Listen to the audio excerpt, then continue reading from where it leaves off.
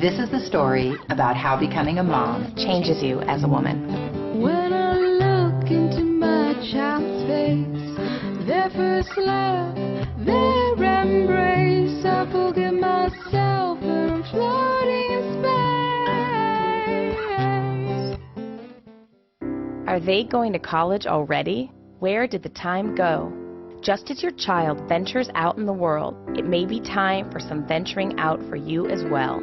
Are there things you are planning on doing for yourself one day? Well, that day is here. Having 2 children, the first one is the unknown, so you just cry. The house was so quiet.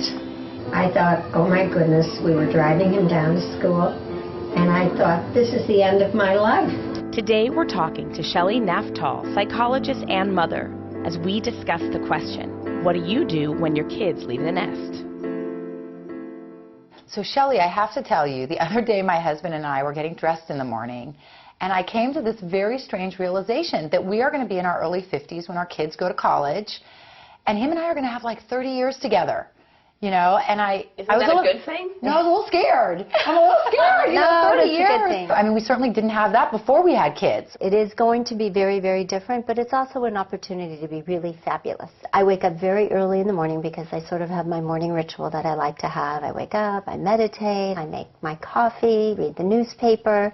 And now if I have extra time, sometimes I even throw in a dance class or I meet my husband. Ooh, what kind of dancing? Right now I'm very involved in like Latin dancing. I love taking salsa. I've even taken some ballroom dancing classes. It's way fun. I'm total fun. Everything that my husband and I do is really based on stuff with our children because they're so needy at this age. Yeah. Does that kind of taper off? And so it's just not like all of a sudden my husband and I are left alone in the house together and now we have to reconnect? Even when you have little children, it's really important to never disconnect from your spouse. You can't put your relationship on hold for 18 years and then expect that, okay, what are we going to do this morning? I think a lot of us do, and though. that's a mistake. When I first was married, I first got married and I was in graduate school at the time actually for a very short period of time in psychology.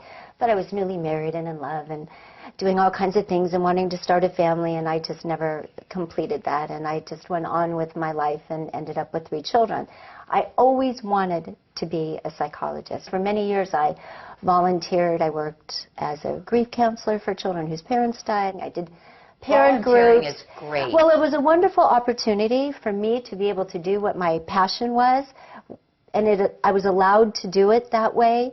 Well, it fit into my life, and it was wonderful. Plus, I think it's also a little less intimidating. You know, you can go, you can volunteer, Exactly. you can try things out. And when my kids started to get a little bit older, I kind of like, you know, gave myself the kick that I needed, and I applied to graduate school. How old were you when you applied to graduate school? 49. That's amazing. When I went away to college, my mom was always a stay-at-home mom, and when I went away to college, she was so sad. I remember her calling me one day, and I was doing my own thing. I was a freshman. And she said, you know, you never call me anymore. I can't get a hold of you. And I said, well, Mom, I'm at college. I'm having a great time. I'm fine. She said, how would you like it if somebody told you your job was over? Aww. And it was so, I felt just like I got it in that minute. More than the going back to school is what it represented for me, which was leaving my nest a little bit myself. I was very, very comfortable in my life. Right. So it took a lot of self-reflection and self-honesty for me to realize that I wasn't living to my fullest. And I needed to get out of that safe zone. And I think for a lot of moms that is an issue. Once you come into an environment where nobody knows who you are, how was that for you? Really fun. Because in some areas of your life, you know, I'm Wayne's wife and Chase and Michael and Jordan's mom forever. Right. So I walked into a place where there were 285 people in a classroom and nobody knew me. And so you really just get to expand without limitations, because we limit ourselves a little bit. You know, when you're a mom, you have to play certain roles sometimes. You can't Absolutely. And a wife too. You can't go to a dance class and go to a party and dance crazy in front of your kids. You'll humiliate them. So I took the word but out of my vocabulary, because for years it's always like, I would really like to do that, but I can't. I have carpool. You can be a really great mom, and you could love to exercise and love to hang out with your friends and like to buy shoes, and all of it is okay. I want to be that person. Me too. Well, then you are. Me too. Being a mom never ends, but there does come a time when you have more time for yourself. So jump outside of your comfort zone and do something you've always wanted to do. Your children don't need to be the only ones embarking on a new adventure. And remember, we're all in this together. We want to know what's going on in your mom life. So come visit our community at jenandbarb.com. This episode is brought to you by Maxwell House. Good just got great. What is going to happen next? What's going to happen to my relationship with my husband? And I worried about it.